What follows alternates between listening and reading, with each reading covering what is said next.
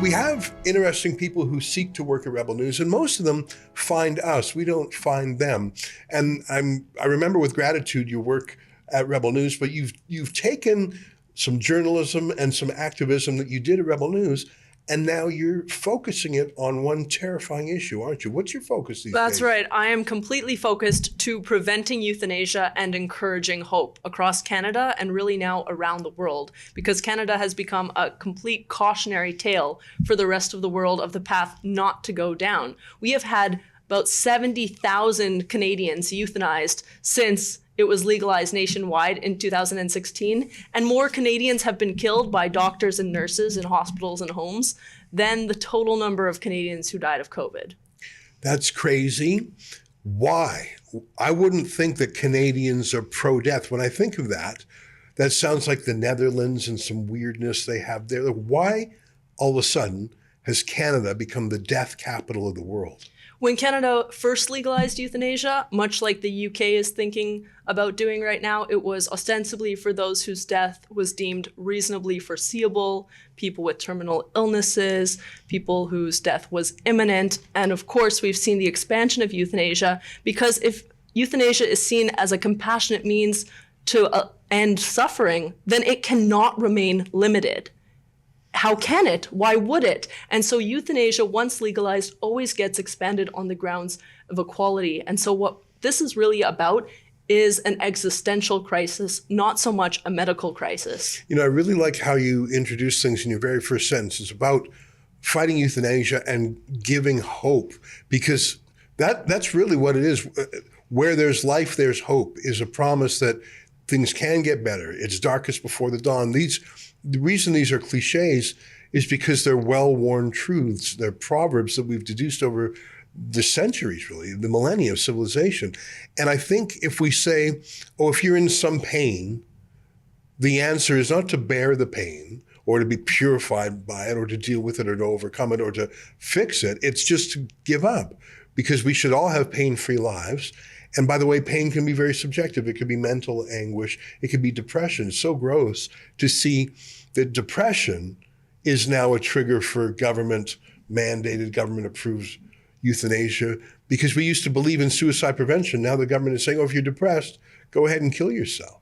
That's right. We have suicide prevention for some and suicide assistance for others, which signals a devaluation of so much life. And when it comes to choosing this mission of preventing euthanasia and encouraging hope, or really finding the moral urgency in our culture, I was largely inspired by other social reformers who saw a crisis in their own time. And William Wilberforce was one of them. And he said that God Almighty has put before me two key objects: the prohibition of the slave trade and the reformation of manners. So a kind of classical way of expressing both the evil that he sought to prevent and the good that he sought to promote. And so I think it's so crucial that anyone trying to reform and bring about change within a society for the common good looks toward the positive good that we tried to advance. You know, I want to ask you again, because I'm not sure if I got an answer. Why is Canada death central? I read a stat that was it 1 in 7 people correct me if my stats are wrong, the percentage of people who are, or the 7th greatest cause of death is suicide? It's tied with the 5th leading so euthanasia is now the 5th leading cause of death in Canada. That's crazy. And in parts of Canada, 5% of all deaths. In other parts of Canada, for example, Vancouver Island, in the last quarter, it was 11.4% of deaths were euthanasia. My God, now, but why? Why? Help me out with the why. Yes, this again is an existential problem. The idea is that once you suffer, once you no longer belong in the human community. You're a problem, you're a burden, you're expensive. And so the government does a survey each year on the leading kinds of suffering that motivate people to request euthanasia. And the number one reason that people request euthanasia is not pain, or the fear of pain, or the fear of being a burden, or even financial reasons. The number one reason, according to people's own admission in Canada, why they're asking for euthanasia I'm gonna guess. Loneliness? No, that's on the list, but it's not the top. The top is a loss of ability to engage in meaningful life activities. Oh, okay. A loss of ability to engage in meaningful life activities. And so many people are saying, if I can no longer play bridge, if I can no longer go south in the winter, if I can no longer do this or that, then my life has no meaning. It's no longer worth living. Because when we stake so much of our sense of self and identity in what we can do and how we look and what we can perform and all of these things, then it is shattering to no longer be able to do those same things anymore. You know, a lot of our modern view of medicine comes from the so-called Nuremberg doctors' trial. And a lot of the perpetrators of the worst horrors of the Holocaust were medical doctors, not soldiers, not SS officers.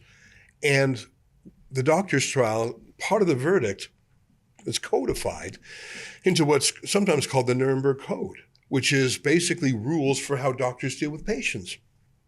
A lot of that came back to the fore during the COVID times when people were misled about their injections and compelled to take medical procedures they didn't want. But I think the world looked with horror at what doctors had become and said, never again, to use the phrase. And yet doctors now are doing things that Hitler believed in. Eugenics, culling those who are not optimal. The whole concept of the Übermensch and the Untermensch and you know, you're not quite good enough to be alive anymore. And those ideas spread far and wide. Tommy Douglas, the NDP, the CCF NDP leader, he wrote his thesis on eugenics for those who were stupid and abnormal. And, you know, a lot of eugenics had to do with racial minorities too. I thought that we had resolved all these things, but clearly we're falling back into a Nazi-like calculation about human value. Now, before we turn the cameras on, you told me that you visited some actual Nazi euthanasia centers.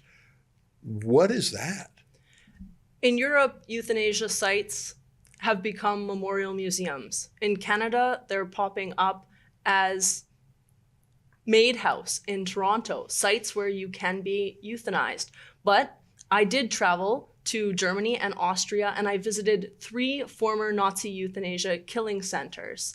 And I did this partly to get to the bottom about what's fundamentally wrong with euthanasia. And how are those particular victims commemorated? So when I went to Hartheim Castle, which is in Austria, that was a euthanasia killing site, one of the largest ones. I toured around and there was an exhibit on the value of life. And throughout this museum, there is a whole tracing of the history of sterilization, of eugenics, of all the underlying ideas that gave rise to euthanasia. And you're right to point out that there is a whole underlying worldview that drives euthanasia and brings it to that point. It was a very interesting memorial site. And after I finished looking around, there were some Austrian high school students having lunch. And I went up to them to ask what they had gotten out of the day. And I asked those high schoolers who had spent all morning at the former euthanasia killing center if they thought there was ever a time where euthanasia was appropriate. And one of the students said, only when the person asks for it. And all the other students agreed. That was their conclusion, that the only thing wrong with this Nazi euthanasia killing facility was that they hadn't signed consent waivers. And I think that reveals what is fundamentally at issue. Many people think if you consent to it, it's fine. But in fact, some people think that makes it less bad if you've consented to it.